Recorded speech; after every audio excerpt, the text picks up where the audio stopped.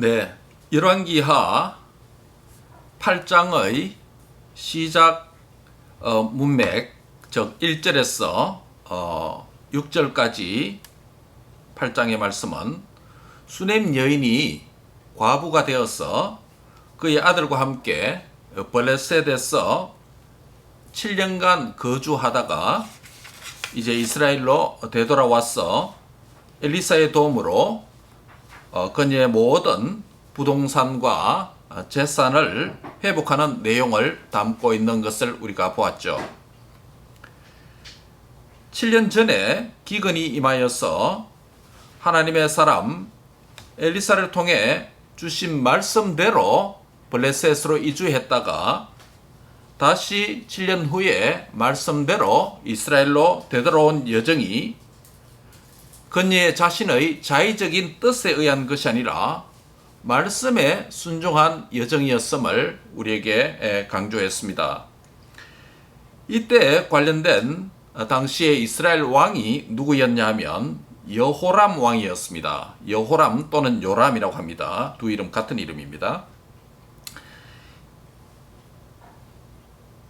그리고 이어지는 9장의 문맥의 시작은 어떠합니까? 8장이 그렇게 시작했다면 9장 1절에서 10절의 말씀은 님시의 손자 여호사밧의 아들이 예후라는 사람이 군대 장관이었는데 당시 이스라엘에 예후가 현직 유다 왕인 여호람을 이어서 이름 또 동명이인입니다. 북이스라엘 왕도 요람 또는 여호람이고 남쪽 유다 왕 이름도 요람 또는 여호람 이름입니다. 동일 이름입니다. 다른 사람입니다. 그런데 그래서 9장은 바로 님시의 손자 여호사밧의 아들 예후가 현직 유다 왕을 이어서 지금 제가 잘못 말씀드렸는데 그죠? 현직 이스라엘의 왕을 이어서 이스라엘의 왕이 될 것이라는 사실을 엘리사 선지자의 제자를 통해서 알리고 기름을 붓고 여호와의 그 예언의 말씀 신탁을 전하는 기사가 연결되어 있습니다. 예. 무슨 말입니까? 8장의 시작이 이스라엘의 왕조 역사고 9장의 시작이 역시 이스라엘의 왕조 역사입니다. 그렇죠? 예, 8장에서는 바로 여호람 왕이고 9장에서는 여호람을 이은 예후가 왕이 되는 그런 내용이 기록되어져 있죠. 이런 8장과 9장의 이스라엘의 현직 왕과 9장에서 이스라엘의 후임 왕에 대한 내용을 기록한 두 이스라엘의 역사와 관련된 본문의 중간에 뭐가 있습니까? 이스라엘의 적국인 아람 왕 벤하닷, 여기서 등장하는 벤하닷 2세인데요. 벤하닷과 하사엘의 기사가 8장 7절에서 15절에 놓여져 있습니다. 오늘 우리 본문이죠. 그리고 그 다음 이어서 8장 16절에서 24절까지는 남왕국 유다왕 여호사밧과 그를 이은 여호람 그리고 여호람의 아들 아하시아의 기사가 이어져 있습니다. 여기에 등장하는 유다의 요람과 요람은 북쪽의 왕 요람과 또는 여호람과 다릅니다. 동명이인이라는 것입니다. 아까 앞에서 말씀드렸듯이. 네. 그러면 본문의 순서가 어떻게 연결됩니까? 8장 시작이 이스라엘의 왕조 역사가 있고, 그쵸?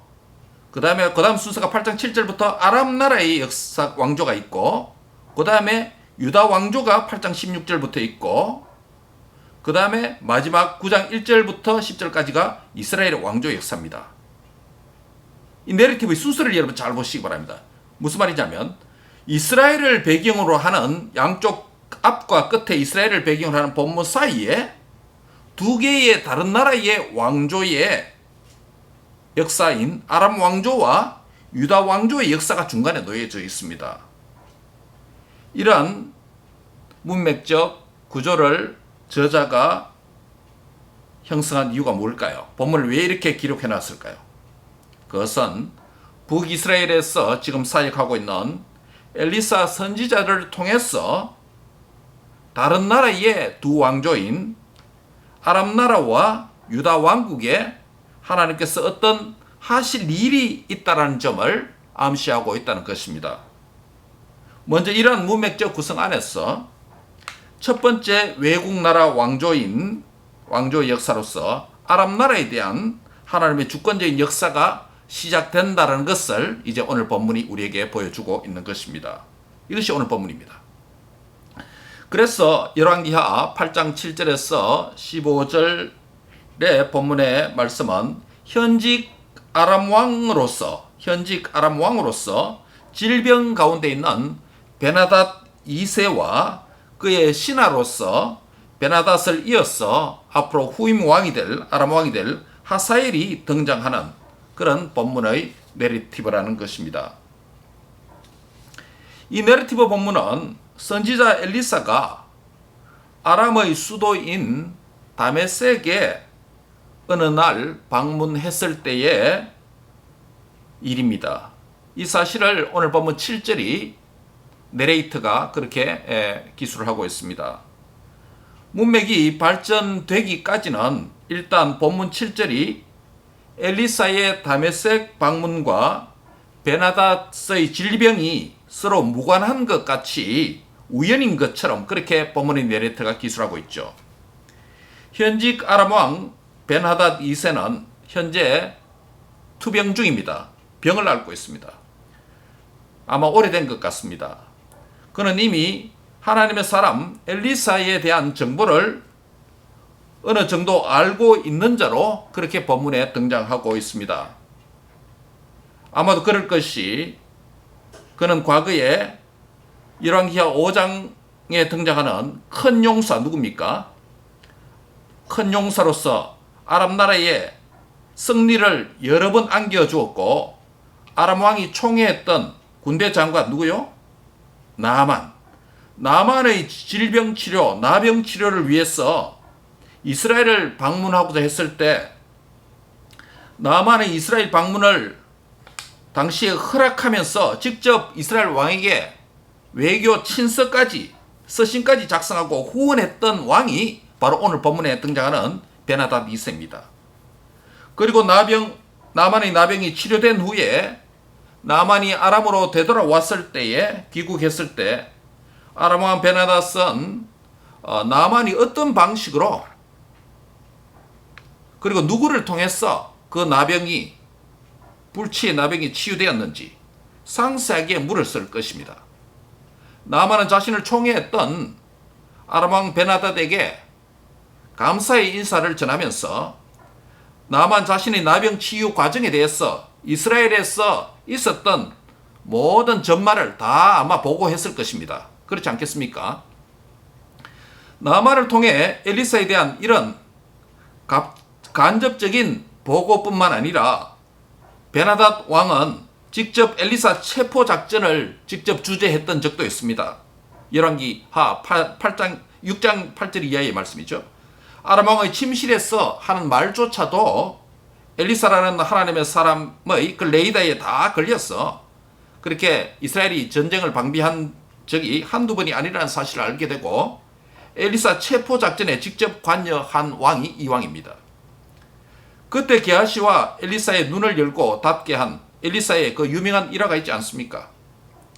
엘리사를 체포하기 위해서 포위한 아람 군대를 보고 깜짝 놀란 게하시를 위해서 엘리사가 기도함으로 그의 눈이 열려서 불말과 불병거가 산에 가득하여 엘리사를 둘렀던 장면을 보았지 않습니까?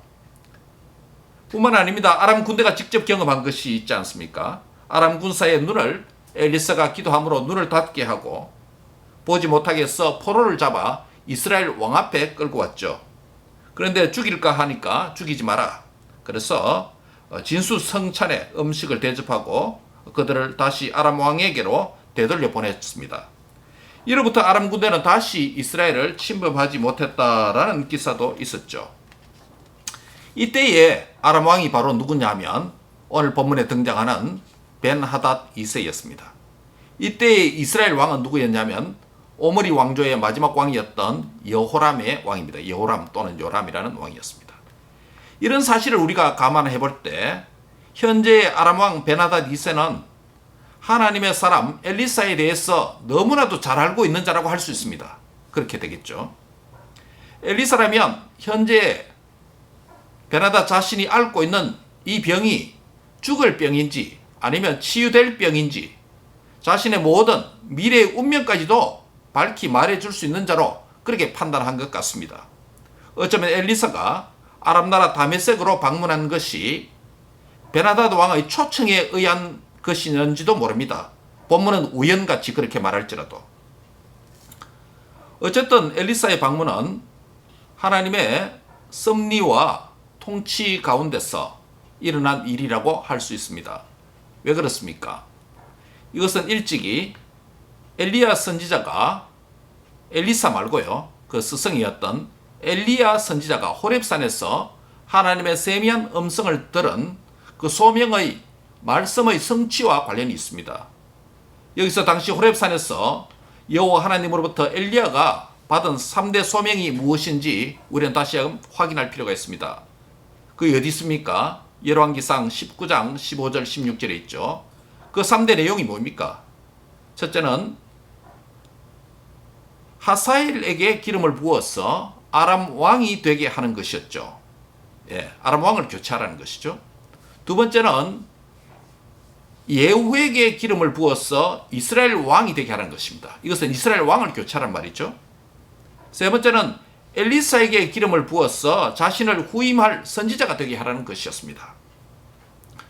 호렙산에서 주셨던 엘리야가 받은 이 세 가지 기름 부음과 관련된 소명 사건은 엘리야 선지자에게 주신 것이었지만 문자적으로 사실 엘리야에게 그대로 적용되고 성취된 것은 하나도 없습니다.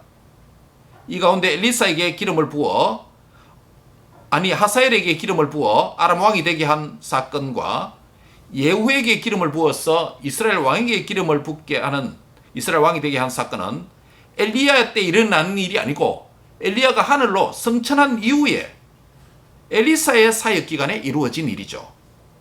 그 엘리야의 소명을 받았지만 엘리야는 보지 못한 것이죠. 그것도 문자적으로 엘리야나 엘리사를 통해서 직접 기름 부음 받은 사건은 하나도 없습니다. 하사엘이 아람 왕이 되는 과정은 기름 부음이 아니고 엘리사 선지자가 하나님의 신탁의 말씀을 전달하는 방식으로 그렇게 성취됩니다. 오늘 8장 10절이죠.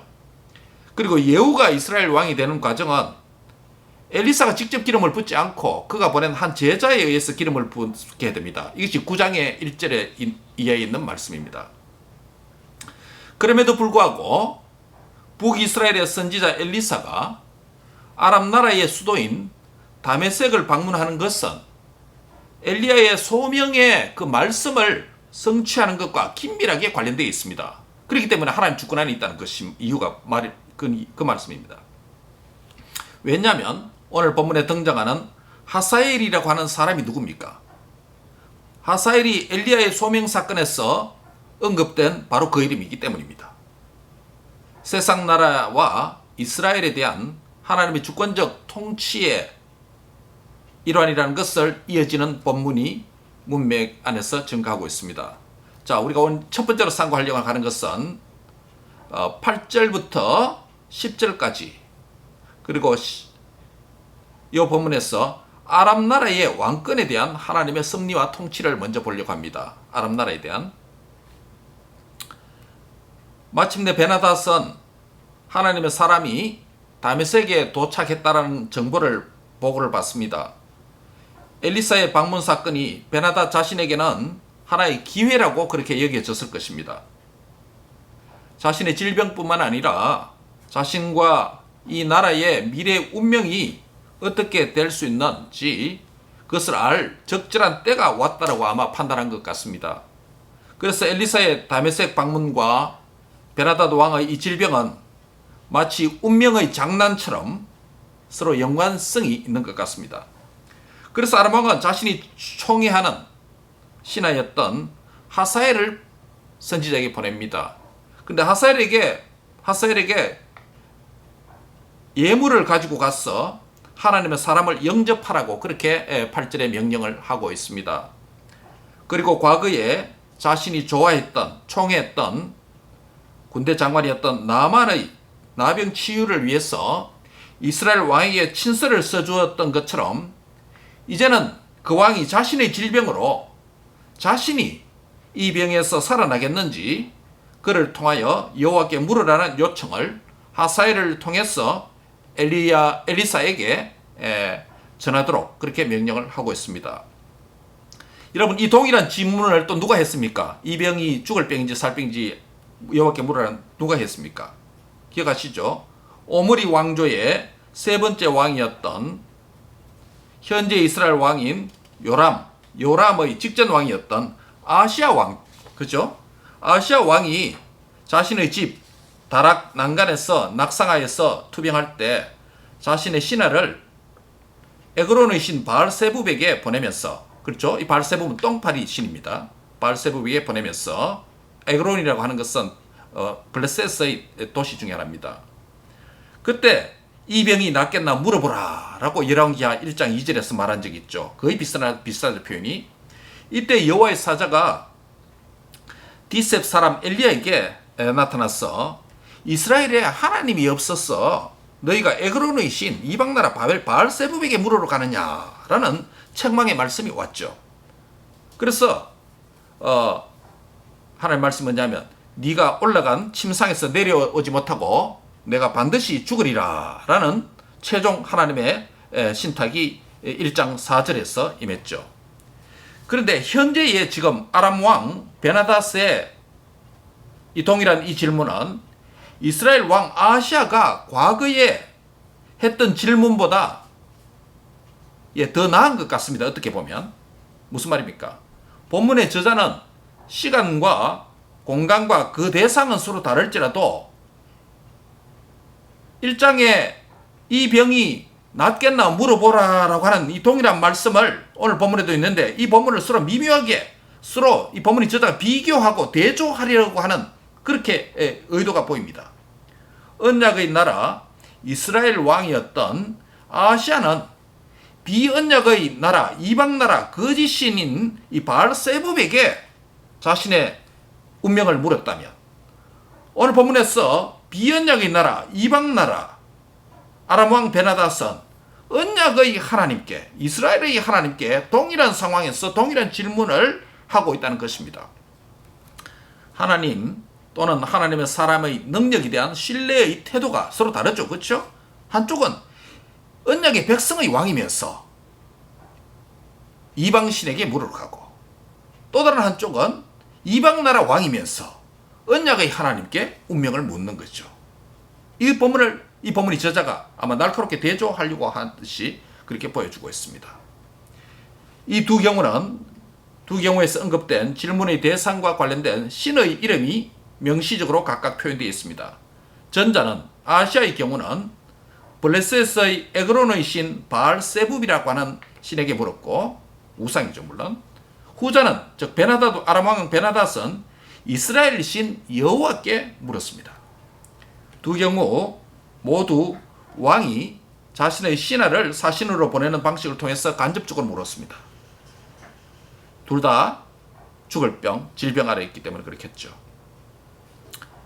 거동이 불편하니까.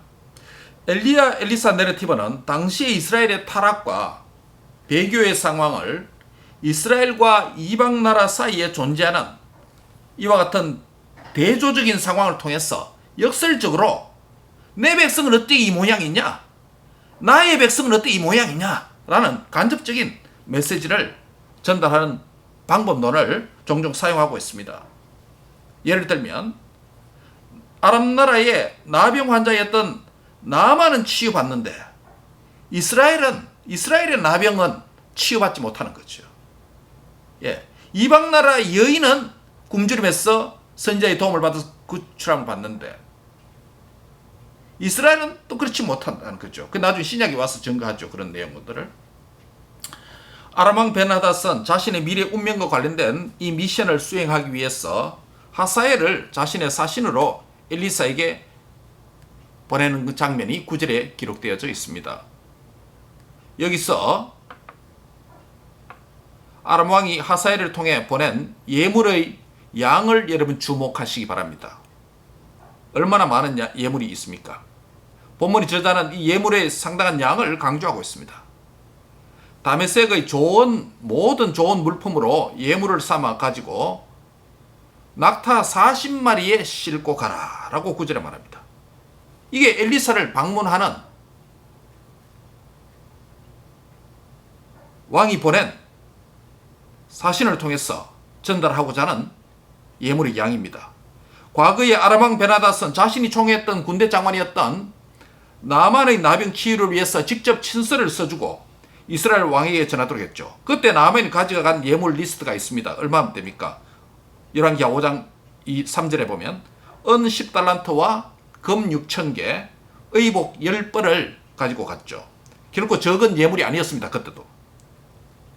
물론 그것을 나중에 엘리사는 받지도 않았지만은 나만이 이스라엘 방문할 때 가져갔던 동일한 이 아람 왕의 친서와 나만이 가져갔던 예물의 수량은 아람 왕이 나만을 얼마나 총애했는지, 그리고 나만은 자신의 병이 큰 용사라는 정체성에 맞지 않게 얼마나 그것이 큰 약점이었고 상처가 되었는지 그 물질의 양을 통해서 수량적으로 구체화했던 적이 있죠. 심지어 당시 본문의 저자는 대비적으로 묘사합니다. 그는 큰 용사, 위대한 자이지만은 그러나 나병 환자가 있더라, 나병이 환자더라 라고 열왕기하 5장 1절에 그렇게 상당히 대조하는 방식을 보여준 적이 있습니다. 그런데 여기서 베나닷이 다메섹을 방문한 엘리사에게 보낸 예물에 대한 표현을 여러분 잘 관찰해 보시기 바랍니다. 질적인 표현으로서, 질적인 관점에서 다메섹의 모든 좋은 물품이다 라는 표현을 썼습니다. 이 질적인 면이 있습니다. in quality. 그 다음에 이번에는 양적인 표현입니다. in quantity. 낙타 몇십 마리요? 40마리의 분량을 싣고 갑니다. 요즘 말로 하면 뭡니까? 트럭 4대가 아니고 트럭 40대를 동원한 것입니다. 베나닷이 보낸 예물의 질과 양에 대한 표현은 베나닷의 질병에 대한 그의 고민과 자신과 자신의 나라 아람 나라의 미래의 운명이 걸렸다라고 하는 이 위기적 상황을 물질의 양과 질로 계량적으로 구체화하여 표현을 하고 있습니다. 이것은 마치 열왕기하 6장 25절에 물가 폭등, 7장 18절에 있었던 물가 폭락이 단순한 시장 경제의 가격 정보가 아니라 하나님의 언약의 저주와 언약의 복에 대한 회복이 얼마나 큰 것인지 수량적 가격을 통해서 구체화한 것과 거의 비슷합니다. 이게 역사서를 기록한 엘리사 내러티브를 한 본문의 저자가 자주 사용하는 방식이에요. 그리고 베나닷은 자신을 선지자 엘리사의 아들로 여깁니다. 엘리사를 베나닷 자신의 아버지로 여기는 표현을 왕의 메신저 하사엘을 통해서 사용합니다. 아버지요, 이 말이죠. 이것은 아람 왕 베나닷 자신의 겸비하고 하나님의 사람 엘리사를 존경하는 표현입니다. 물질의 양과 질이 자신의 운명에 대한 갈급함을 수량적으로 구체적으로 표현했다면 이 방문하는 상담자와 방문을 받는 내담자 엘리사 사이에 관계를 아버지와 아들, 부자 관계로 표현한 것은 자신의 질병과 운명에 대한 갈급함, 친근감, 그리고 선지자의 권위를 표현하는 구체적 표현이라고 할 수 있습니다. 얼마나 갈급했냐. 짐작가죠. 이런 표현들 보면. 물론 여기서 베나닷의 예물에 대한 표현에서 보여주려고 하는 것이 최상의 양과 최고의 질을 가진 그 예물 자체를 목적으로 하는 것이 아닙니다. 그 예물은 자신의 질병에 대한 상담에 대한 감사의 예물일 것입니다. 여기서 나의 병이, 이 병이 낫겠나이까? 라는 질문은 단순히 살고 죽는 병에 대한 질병의 성격은 물론이고 그것을 알려고 하는 것은 물론이고 그 질병의 치유책까지 알려달라고 하는 아마 의도가 있을 것입니다. 단순히 보내면서 그 많은 양을 보내면서 살 병인가 죽을 병인가 이 정도 물을 이유는 없죠. 말 죽을 병이라면 또 건강을 위한 치유책도 달라 이 말 아니겠습니까? 아마 그런 의미로 관용적으로 사용한 표현이 아마 이런 표현이 같습니다. 반복적으로 성경에 나타나는 것을 볼 때. 그래서 아람 왕 베나닷이 예물과 메시지를 가진 그 하사엘은 온통 아람 왕이 보낸 메신저로서 아마 하사엘은 사명을 다했겠죠, 당시에. 그래서 본문을 읽는 독자들도 엘리사의 입에서 아람 왕의 그 질병의 성격이나 질병의 치유책이 우선 나올 것이라고 아마 그렇게 기대할 것입니다. 이 본문을 읽는 모든 독자들은. 예상대로 엘리사는 하사엘을 통해서 아람 왕 베나닷에게 전달할 두 개의 대조적인 메시지를 줍니다. 매우 흥미롭죠. 10절입니다. 뭡니까? 첫 번째 메시지가 뭡니까? 왕이 반드시 나을 것입니다. 반드시 나으리라 라는 메시지입니다. 이 문장은 히브리어 강조 구문입니다. emphatic expression입니다. 동일 동사를 사용해서 하나는 부정사로서 절대형을 쓰고 하나는 미완료 동사를 써서 우리 한국말로 뭐라고 번역하냐면 반드시라는 부사를 집어넣었습니다. 이 반드시라는 부사는 동사입니다. 동사가 중첩되어서 이렇게 강조용법을 만듭니다. 반드시 죽는다는 것입니다. 반드시 나으리라 라는 메시지고 두 번째 문장도 반드시 죽으리라 하는 메시지. 똑같은 강조입니다. 즉 회복에 대한 확실성과 당위성을 강조했고 반드시 죽으리라는 것은 뭡니까? 죽을 것이 사실에 대한 확실성과 당위성을 강조한 히브리어 강조구문입니다. 전자는 확실한 굿뉴스입니다. 그렇죠? 반드시 나으리라 하니까 이런 확실한 굿뉴스입니다. 확실한 굿뉴스는 뭡니까? 생명의 소식입니다. 그렇죠? 그러나 이어진 메시지는 확실한 배뉴스입니다. 이 배뉴스는 뭡니까? 사망에 대한 소식입니다. 여기서 우리는 엘리야 엘리사 내러티브에서 나타나는 생명의 주제를 다시 볼 수 있습니다. 이런 이중적인 운명의 정체성을 두 사람이 아닌 한 사람이 가졌다라는 이 사실은 엘리사의 뜻도 아니고 소원도 아닙니다. 그것은 바로 엘리사가 말한 대로 10절에 뭐라고 말합니까? 여호와께서 내게 알게 하셨다라고 말합니다. 즉 하나님의 말씀, 하나님의 신탁이라는 것이죠. 이것은 하나님의 말씀과 주권적인 뜻과 섭리라는 것입니다. 이 점을 강조하기 위해서 그가 반드시 나으리라 표현과 그가 반드시 죽으리라 라는 두 표현 중간에 무슨 표현을 쓰냐면 히브리 원문은 여호와께서 내게 알게 하셨다라는 이 표현을 중간에 위치시켰습니다. 그래서 일종의 강조 용법입니다. 이 메시지를 상당히 강조하고 메시지를 전달하는 메신저가 권위가 상당히 있는 방식으로 강조하는 용법입니다. 아람 왕의 삶과 죽음에 대한 이 지식이 하나님에 의해서 알게 된 지식이라는 것을 엘리사는 말합니다. 그래서 이 본문에 표현된 엘리사가 갖게 된 미래에 대한 예지적인 지식을 표현한 첫 번째 표현입니다. 여러분 오늘 알다라는 동사가 3번 나타납니다. 이 첫 번째 지식이에요. 여기서 알다라는 동사는 보다라는 동사의 사역 동사입니다. 그래서 하나님께서 엘리사에게 보게 하셨다라는 의미가 됩니다. 먼저 보는 자로서 엘리사의 직분은 문자적으로 선견자입니다. 먼저 보는 자, 선견자. 10절과 13절에 알다라는 동사가 그렇게 사용됩니다. 12절에서도 알다라는 동사가 사용됩니다. 이때는 야다라는 동사를 씁니다. 12절은 다른 동사를 쓰면서 알다라는 동사가 됩니다. 먼저 아는 자로서 엘리사의 직분의 이름이 선지자죠. 즉 엘리사는 하나님의 뜻을 먼저 보고 먼저 아는 자로 그렇게 묘사됩니다. 하나님께서 먼저 보여주시기 때문에 그 결과로서 선지자는 하나님의 뜻을 알게 된 것입니다. 그래서 종종 구약 선지자들에게 여호와 하나님은 내가 이것을 보느냐라는 질문을 하는 이유가 바로 거기 있죠. 선지자는 하나님께서 알게 하시는 만큼 알게 되고 보게 하시는 만큼 보게 되는 자입니다. 이것이 하나님과 선지자 직분 사이의 지식의 차이점이다 라고 말할 수 있습니다. 여기까지가 바로 아람 나라에 대한 운명에 대한 말입니다. 이제 두 번째로 11절부터 이어지는 말씀 12절까지는 이스라엘의 운명에 대한 하나님의 섭리와 통치에 대해서 말씀합니다. 오늘 포인트가 여기 있는데요. 하나님의 사람 엘리사와 아람 왕이 보낸 사신인 하사엘과 드디어 대면이 시작되었습니다. 11절에 엘리사는 하사엘의 얼굴을 자세히 뚫어뒤듯이 그렇게 쳐다보고 있습니다. 그런데 엘리사가 하사엘을 얼굴을 이처럼 자세히 쳐다본 행위는 마치 관상을 보는 것과 비슷하게 보입니다. 그러나 관상을 의미하는 것은 아니죠. 이 문장을 히브리 원문을 직역하면 이렇게 됩니다.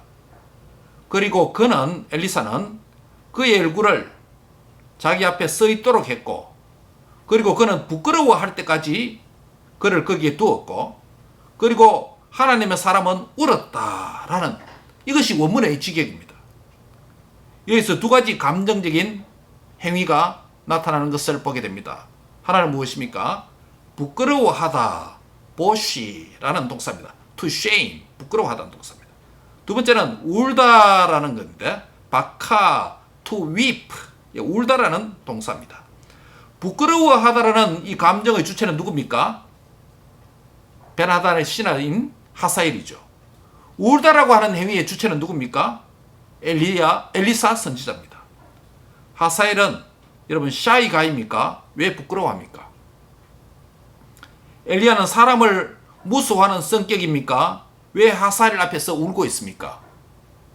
그가 아주 무서운 얼굴입니까?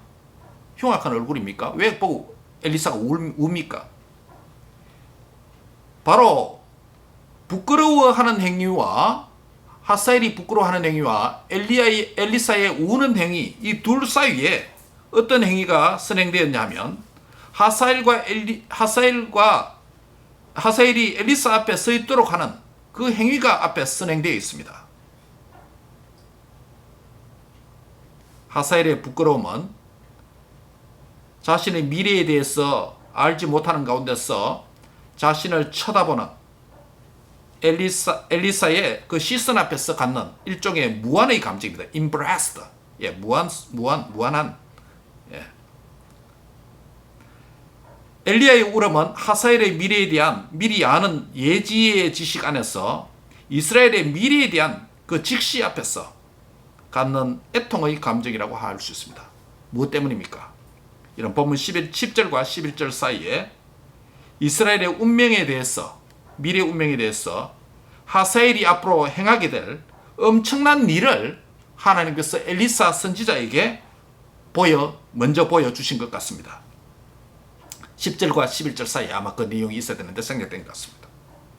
엘리사는 어떻게 지금 자기 앞에 왕의 메신저로, 베나다스 메신저로 와 있는 저 사람, 하사엘이라고 하는 사람이 나의 조국 이스라엘에게 가까운 미래에 그것도 행할 엄청난 일을 행할 자인가, 이 사실을 하나님 보여주셨기 때문에 이 생각 때문에 말을 하지 못하고 그의 얼굴만 제법 긴 시간 동안 쳐다보고 있었던 것입니다. 그를 통해서 이스라엘에게 일어날 일들을 생각하니 그것도 피할 수 없는 하나님의 주권적인 뜻이라고 생각하니 순간 엘리사는 애통의 슬픔을 참지 못하고 울어버렸습니다. 여기서 울다라고 하는 단어는 깊은 슬픔이나 애통을 표현하는 것입니다.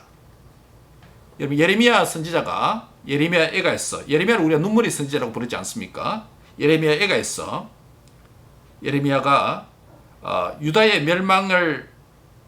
멸망에 대해서 애통의 눈물을 흘렸지 않았습니까? 그것을 기록한 책이 예레미야 애가 아닙니까? 레멘테이션. 그런데 엘리사는 예레미야가 유다의 멸망을 애통했다면 엘리사는 이스라엘의 심판의 한 측면을 보고 지금 애통의 눈물을 흘리고 있습니다. 이 눈물은 언약의 백성이 죄를 범한 것에 대해서, 하나님의 백성이 죄를 범한 것에 대해서 이방 나라를 통해서 심판의 도구를 이방 나라를 사용하게 되어서 그것으로 인해서 겪게 될 언약의 저주에 대한 그 아픔과 회한의 눈물이라는 점에서 선지자들의 동일한 눈물이다라고 말할 수 있습니다. 예레미야의 눈물이나 엘리사의 눈물이 동일한 눈물이다 할 수 있습니다. 엘리사의 얼굴을 하사엘의 얼굴을 쏘아보는 엘리사의 그 강한 눈빛 안에서 이스라엘의 범죄 행위가 또 심판당하는 그 모습이 동시에 오버랩되어서 엘리사가 보고 있는 것입니다. 그래서 엘리사는 소리내어서 울지 못하고 그 눈물을 눈 속에 담아놓고 눈물을 머금고 있는 것입니다. 언약 백성에 대한 안타까운 눈물이라고 할 수 있겠죠. 이것은 하나님의 사람 엘리사만의 눈물이 아니라 언약의 아버지가 되시는 여호와 하나님의 자신의 눈물일 것입니다.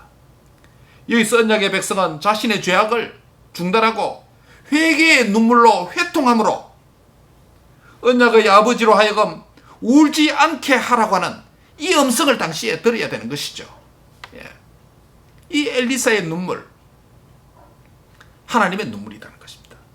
정작 눈물을 흘려야 될 자는 누굽니까? 이스라엘 백성들이 범죄한 사실을 깨닫고 회개의 눈물을, 애통의 눈물을 흘려야 되는데 하나님으로 하여금 도리어 울도록 하는 그 일이 일어난 것입니다. 그런데 영문을 몰라서 의안이 벙벙한 하사엘은 엘리사의 울음의 이유를 묻습니다. 그의 질문에 답하는 것은 엘리사에게는 아마 고통스러운 일이었을 것입니다. 그럼에도 하나님께서 보여주시고 알게 한 말씀을 이제 전달합니다. 여기서 겪는 엘리사의 감정은 말씀의 종의 아픔과 아마 고통이에요. 이 말을 어떻게 하겠습니까? 얼마나 고통스러운 말이겠습니까? 그럼에도 하나님의 종은 대적에게도 그리고 하나님의 백성에게도 하나님께서 하게 하시는 말씀을 가감없이 전하는 자가 되어야 되겠죠. 그 말씀의 내용이 무엇입니까?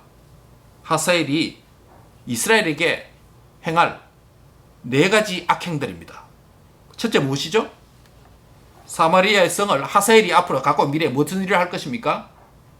사마리아 성에다가 불을 지를 것이라는 것입니다. 방어할 것이다. 두 번째는 무엇입니까? 이스라엘의 젊은 장정들을 칼로 죽일 것이라는 것입니다. 세 번째는 이스라엘의 어린아이를 맺히며 죽일 것이다. 이 어린아이를 땅에다가 메어 친다는 것입니다. 오늘 우리가 시편에도 있었죠. 그 내용이 그렇죠. 바벨론 그 아이 오늘 예배 콜링 말씀. 여러분 아이를 맺힌다는 건 뭐예요? 옛날에 그 제가 동네에서 토끼를 죽이는 걸 한번 봤습니다. 토끼를 죽일 때 어떻게 잡았냐면 토끼의 뒷다리를 잡고 돌에다가 그냥 내리치더라고요. 잡고 이렇게 손을 잡고. 그러면 앞에 얼굴과 이 몸은 보니까 딱 돌에 맞춘 거예요. 그런 방식이 메어 치는 거예요. 누가 그렇게 한다는 것이에요? 지금 자기 앞에 와 있는 이 하사엘이 이스라엘의 어린아이를 메어 치어 죽인다는 거예요. 네 번째는 하사엘이 어떤 일을 할 것이라는 것입니까? 이스라엘의 아이벤 부녀의 배를 가를 것이다. 이 얼마나 잔인한 일입니까? 임신한 여인의 배를 칼로 갈라서 그 여인을 죽일 뿐만 아니라 산모뿐만 아니라 태아까지도 죽인다는 것이에요. 이중살인입니다. 이 4가지 사실 모두가 굉장히 잔인한 파괴의 모습이고 잔인한 살인 행위에 해당합니다. 그것도 누구의 일을 행할 것이란 것이에요?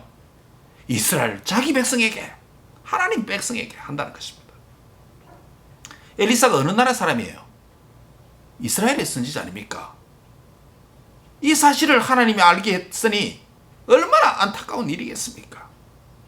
엘리사가 가진 미래에 일어날 이 지식은 오늘 본문에서 두 번째 갖는 예지입니다. 야다라는 동사를 씁니다. 이것은 굉장히 구체적으로 자세히 알게 되었다는 것을 의미합니다.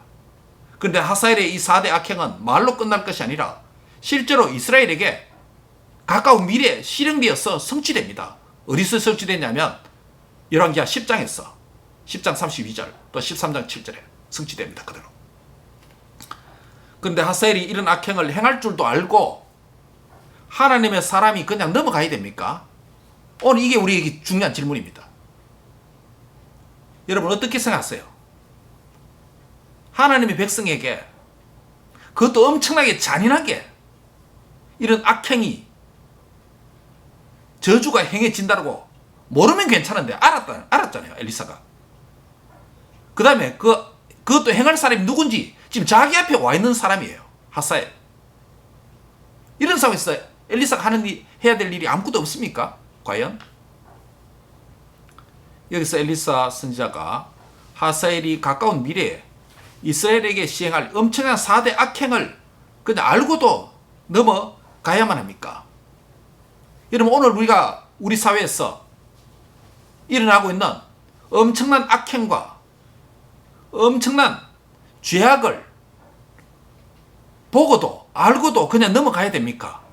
이 질문과 오늘 여기에 대한 본문에 대한 질문과 비슷하다 할 수 있습니다. 넘어가야 됩니까? 어떻게 해야 됩니까? 넘어간다면 죄악에 대한 방조입니까?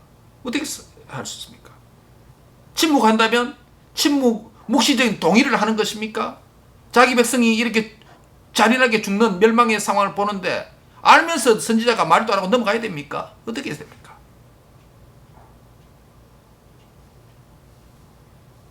그래서 엘리사가 직접 또는 다른 사람을 시켜서 자기 앞에 서 있는 이 하사엘을 제거해버릴 수는 없을까요? 그러면 안 됩니까? 그래서 이스라엘을 향한 그 비참한 운명을 바꾸면 안 됩니까? 미리 알았으니? 이런 질문들이 오늘 본문의 저자와 이 본문을 기록했던 저자와 이 본문을 읽는 우리에게까지 독자들이 가질 수 있는 질문과 의문일 것입니다. 그러나 엘리사는 이것이 하나님의 주권적인 변화될 수 없는 뜻인 줄 알고 자신도 하나님의 뜻에 순종하는 처지에서 아마 어쩔 수 없었을 것입니다. 그래서 본문 11절에 보면 엘리사가 그래서 운 것이에요. 엘리사의 울음을 의미를 알겠습니까, 여러분? 예, 이 눈물의 의미가 바로 이것입니다. 그 눈물은 하나님의 주권적인 뜻에 대한 선지자의 순종의 눈물이었습니다. 하나님 뜻이 순종해야 된다는 것입니다. 자기 백성이 고통을 당하는 일임에도 불구하고, 그리고 이러한 무도한 행악자에 대해서 조국 이스라엘이 앞으로 처하게 될 운명을 생각하니 안타깝기도 하고 비참하기도 하고 아마 선지자의 통절한 눈물이었을 것입니다. 선지자의 순종의 눈물, 선지자의 통절의 눈물의 이유는 다름이 아니라 범죄한 언약 백성을 향한 하나님의 심판으로서 이방 나라에 의해서 잔인하게 집행되는 것이기 때문입니다. 그런데 이와 유사한 상황에서 흘리는 유사한 눈물이 어디에 있을까요? 자기 백성의 잔인한 처절한 고통을 미리 알면서 아이를 땅에 메어치는 임신한 여인의 배를 가르는 이와 유사한 사실을 알고도 어찌할 수 없는 통절과 순종의 눈물을 흘리는 장면이 어디 있을까요? 오늘 이 본문을 우리에게 어떻게 적용할 수 있을까요? 오늘 이 설교의 포인트가 여기 있습니다. 오늘 본문의 내용과 표현을 거의 비슷하게 에코하고 답습하는 장면이 있습니다. 그것이 신약 성경에 기록되어져 있습니다. 그것이 사복음서 가운데 누가복음에 기록되어 있습니다. 예수께서 다가올 예루살렘의 미래 멸망을 미리 아시고 우신 사건이 누가복음 19장 41절에 기록되어져 있습니다. 이 누가복음에 따르면 예수님께서 예루살렘으로 가까이 오사 성을 보시고 예루살렘 성을 보시고 우셨다라고 말합니다. 그러면서 또 너와 및 너 가운데 그 가운데 있는 내 자녀들을 내 자식들을 땅에 메어치며 돌 하나도 돌 위에 남기지 아니하리니 이는 내가 보살핌을 받는 날을 알지 못함이라 라고 누가복음 19장 41절과 44절에 말씀합니다. 누가는 이방 나라의 군대가 와서 언약 백성 이스라엘의 자녀들을 땅에 메어치며 죽이는 것과 그러한 임박한 미래를 보고 안타까워서 우시는 예수님의 눈물을 묘사하고 있습니다. 물론 이것은 당시에 로마가 와서 예루살렘을 정복할 때에 일어날 일이죠. 참 선지자로 오신 예수님의 예언적인 눈물이 예루살렘을 방문하여서 앞으로 예루살렘의 정복자가 언약의 자녀들의 아이를 땅에 메어치는 그런 일이 있다라고 하시고 흘리신 예수님의 눈물의 사건이 있습니다. 그러므로 마치 선지자 엘리사가 하사엘을 통해서 북이스라엘 사마리아 성에 불을 놓고 사마리아 성을 파괴하고 자녀들을 땅에 메어치고 죽이고 임신한 여인들의 배를 가르고 여인과 아이를 동시에 죽이는 이 잔인한 사건을 미리 안 엘리사의 눈물처럼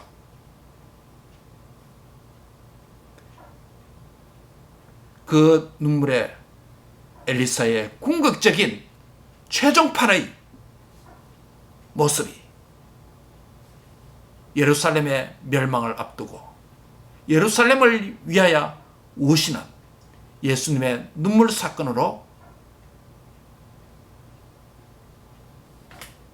성취되었다고 할까요? 예수님 안에서 우리가 보게 됩니다. 가까운 미래에 하사엘을 통해 발생할 그러한 비극과 대조적으로 현재 엘리사 앞에 취하는 하사엘의 말과 태도는 완전 대조적입니다. 13절에 보면 아람왕 베나닷이 엘리사 앞에 아버지와 아들 부자 관계로 묘사했다면 그의 사신 하사엘은 엘리사 앞에서 주종 관계로 종이다, 개 같은 존재로 그렇게 자신을 묘사합니다. 그리고 여기서 이런 큰일, 개 같은 존재가 이런 큰일이라고 할 때 이런 큰일은 아주 예외적이고 특별한 일을 가리킵니다. 그래서 개 같은 종이라는 표현과 이런 큰일은 서로 대조를 이룹니다. 자신을 개로 여기는 것은 겸손한 행위고 타인을 개로 여기는 행위는 극도의 모독의 행위죠. 성경에서 보면. 그럼에도 하사엘이 취한 자신에 대한 이러한 표현과 겸손한 태도의 의미는 정말 그가 겸손해서 이런 말을 할까 다소 좀 불확실합니다. 그의 말과 태도는 진정한 겸손을 가졌는지 의심이 갑니다. 왜냐하면 그가 이미 자신의 왕 베나다드 왕이 투병의 기간이 길어지는 상황에서 변심을 가졌는지 모르기 때문입니다. 만약 그렇다면 이제 여기 본문에서 왕의 운명을 엘리사를 통해서 직접 듣고 알게 되었으니 자신의 야망이, 권력에 대한 욕망이 실현될 시간이 가까웠다고 그렇게 판단했을 수 있습니다. 여호와 하나님께서 엘리사에게 보여주셨고 엘리사를 통해서 이제 이것을 알게 하신 것이죠. 여기서 엘리사가 미리 아는 예지의 지식이 세 번째로 등장합니다. 라아라는 동사가 또 사용됩니다. 12절에 이 지식은 하사엘이 베나닷을 대신해서 아람의 왕으로 즉위할 것이라는 미래에 대한 사실입니다. 여러분 13절까지의 내용이 아람 왕 베나닷의 사신으로 간 하사엘이 엘리사를 방문한 장소에서 일어난 사실입니다.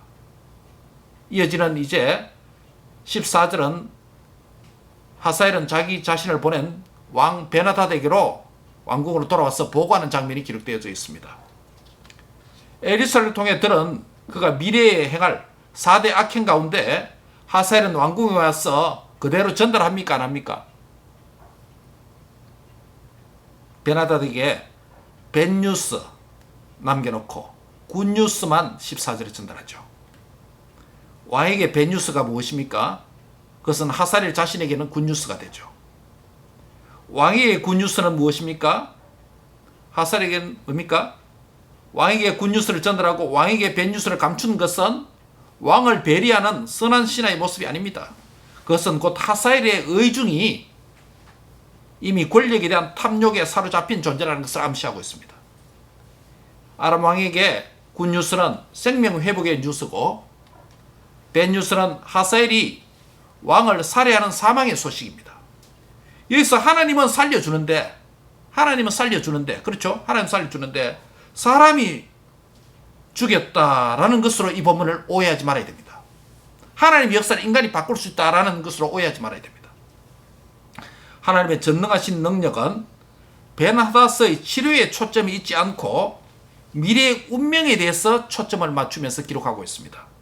하사엘의 입장에서 말하면 왕은 질병으로 죽지 않고 건강을 회복할 수는 있지만 자신이 왕을 시해할 것이다, 죽일 것이라는 내적 의지를 감추고 있는 것이죠.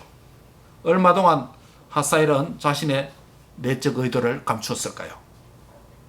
왕을 죽이고 싶은 그 얼마 동안 감추었을까요? 그 실행 타이밍을 보면 왕이 투병 중일 때 이미 왕을 시해할 권력에 대한 야망을 품고 있었음이 분명합니다. 얼마나 걸렸습니까? 딱 하루에. 하사엘은 바로 다음 날에, 이튿날에 자신이 속에 가지고 있던 그 생각을 행동으로 옮기게 됩니다. 병환으로 누워있는 아람왕 베나닷의 얼굴 위에 물을 적신 이불을 덮었어. 그만큼 병에서 지금 힘을 쓸 수 없는, 대항할 수 없는 그만큼 나약해졌단 말이겠죠. 이 말은 상당히 병을 오래 앓았다는 것이에요. 그 말은 무슨 말입니까? 하사엘이 왕이 죽이면 내가 왕이 되겠다고 하는 이 야망이 있었다는 것을 의미합니다. 물로 적신 이불로 질식하게 해서 살해합니다. 자, 여기서 몇 가지 질문을 할 수 있습니다. 타인과, 즉 베나닷과 자신, 하사엘의 운명을 미리 알고 이스라엘에 행할 4대 악행을 알고 있는 입장에서 하사엘은 어떤 생각을, 하사엘의 내면은 어떨까요? 그리고 하사엘이 아람왕 베나닷을 살인한 행위를 여러분 어떻게 보십니까? 그의 살인 행위는 선지자 엘리사를 통해서 주신 하나님의 말씀을 믿고 행한 것일까요?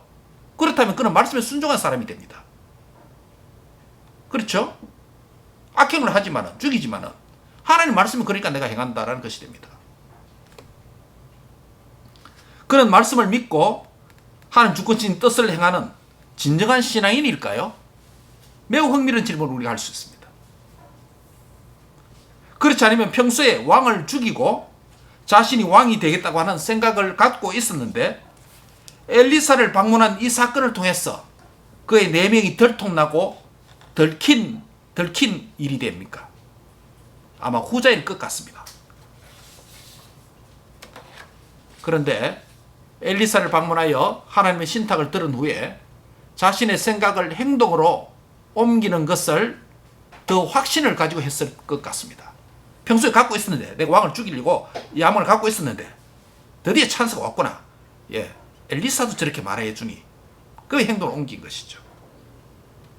이것은 자신의 탐욕이기도 하지만 이스라엘 하나님 여호와께서 정해준 운명으로 여기고 자신을 정당화하고 합리화했을 것입니다. 소위 하늘이 나에게 준 기회로 아마 여겼을 것입니다. 또 다른 질문을 이번엔 선지자에게 할 수 있습니다. 엘리사에게 할 수 있습니다.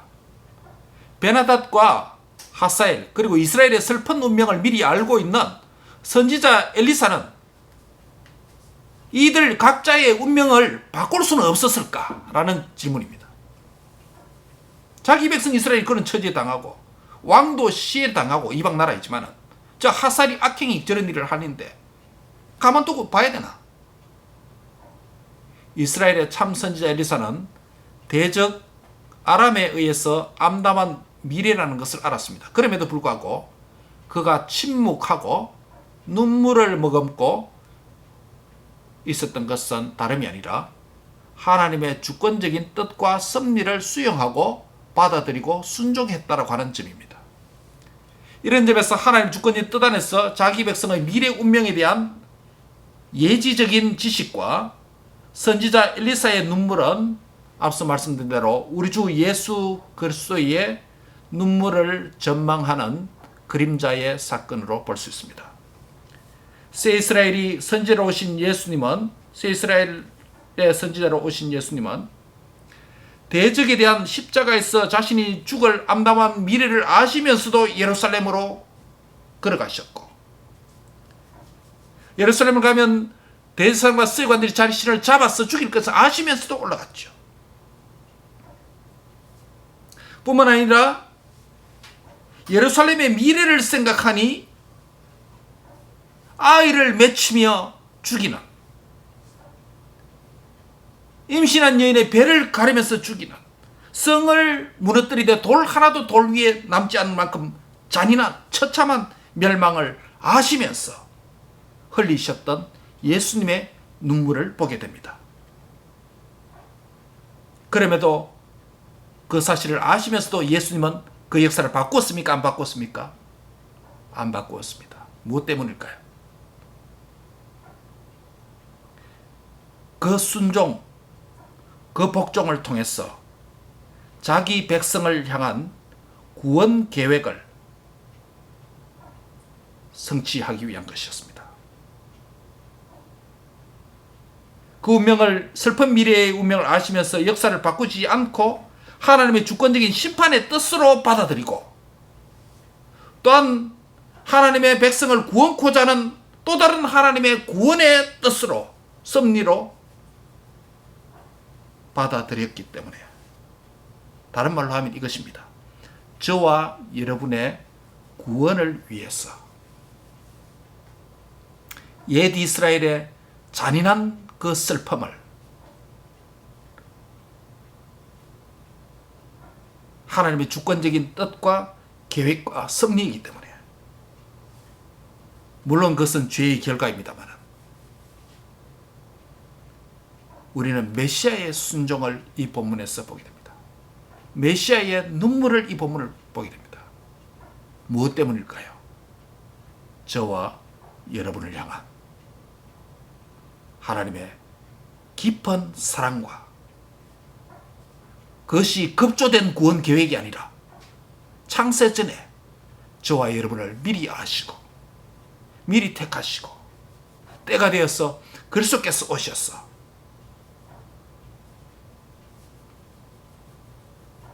죄의 결과로 많은 자기 백성을, 자기의 도성을 멸망시키기까지 하시면서, 심지어는 자신의 백성과 자신의 도성뿐만 아니라 자신의 성전뿐만 아니라 자신의 몸까지도 죽이시면서까지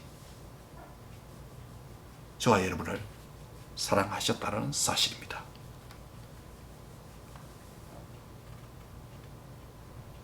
범죄한 자기 백성에 대한 미래 운명을 알고 눈물을 머금은 엘리사 선지자의 애통은, 눈물로 자기 백성을 향해 안타깝게 우시는 예수님의 순종으로, 예수님의 눈물로 저와 여러분의 구원을 완성하셨다는 이 사실입니다. 두 가지 방향으로 적용할 수 있겠죠. 하나는 그리스도 안에서 저와 여러분은 하나님의 주권적인 통치와 섭리에 복종하는 믿음과 행함으로 순종하면서 예수님처럼 살아야 됩니다. 이것이 역사가 주는 교훈입니다. 역사를 통해서 말씀하시는 지식입니다.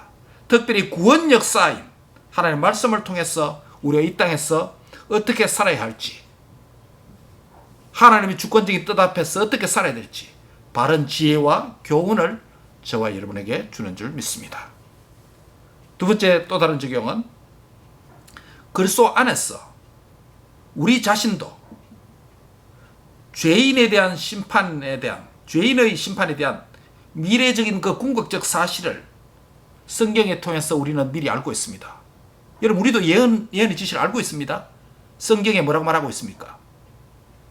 죄와 세상에 대한 멸망에 대해서, 또 마지막 지옥 형벌에 대해서 우리는 이미 알고 있습니다.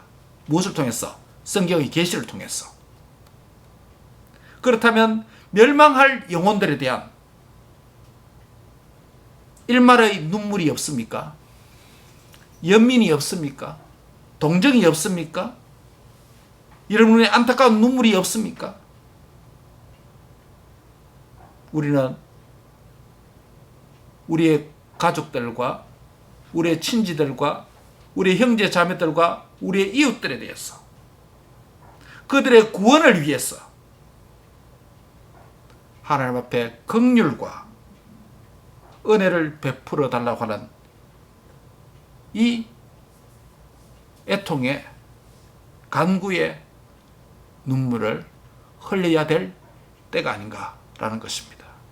오늘 코로나로서 전 인류가 신음하고 있고 만물도 탄식하고 있는 이 마지막 때에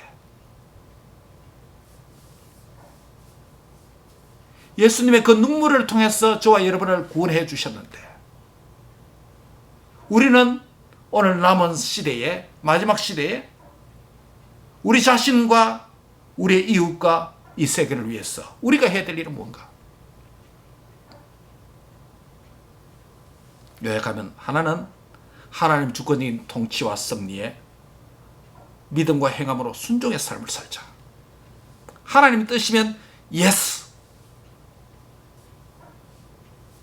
내 뜻과 내 생각과 나의 계획은 내려놓고 하나님의 뜻이면 하나님의 주권적인 뜻이라면 내 인생을 향하여 이것이 하나님의 뜻이라면 내 가정을 향한 이것이 하나님의 뜻이라면 사랑하는 우리 언약의 자녀들 나의 미래를 위해서 이것이 하나님의 뜻이라면 나의 욕망과 나의 뜻을 내려놓고 하나님 앞에 예스 아멘 순종하는 복된 자녀들이 되시기 바랍니다. 또 하나는 잃어버린 영혼에 대한 심판받을 복음과 그리스도가 없으면 심판받을 그 영원한 멸망의 영혼들을 향해서 연민과 동정과 안타까운 이 눈물을 우리 눈에 머금고 주님 앞에 간구하는 영혼으로 이 남은 때를 살아야 되지 않겠습니까? 그렇지 않으면 주님의 눈에도 눈물이 있고 선지자의 눈에도 눈물이 있는데 우리 눈에 눈물이 메말랐다면 이 사실을 앞두고도 이런 현실을 앞두고도 내 가족과 내 자신과 하나님의 뜻대로 살지 못하는 이 안타까운 형편을 볼 때, 이 시대를 볼 때 내가 이 눈물을 내 눈에 머금지 못한다면 내 눈은 말라만 있다면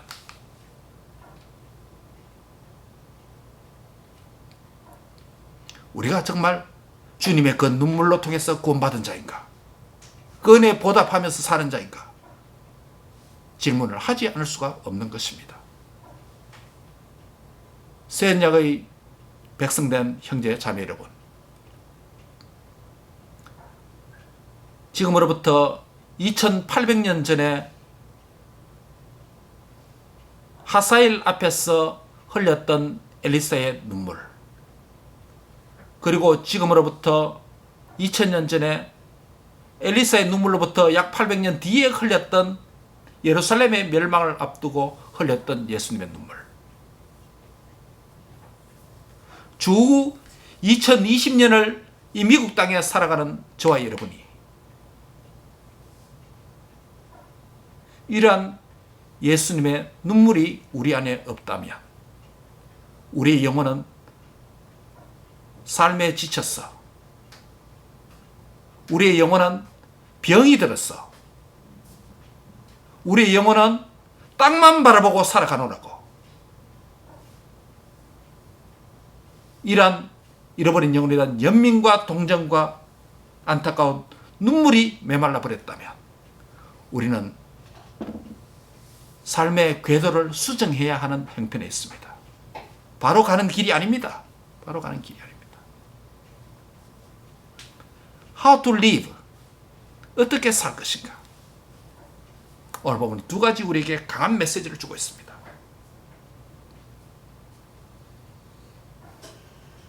그는 반드시 살 것이다.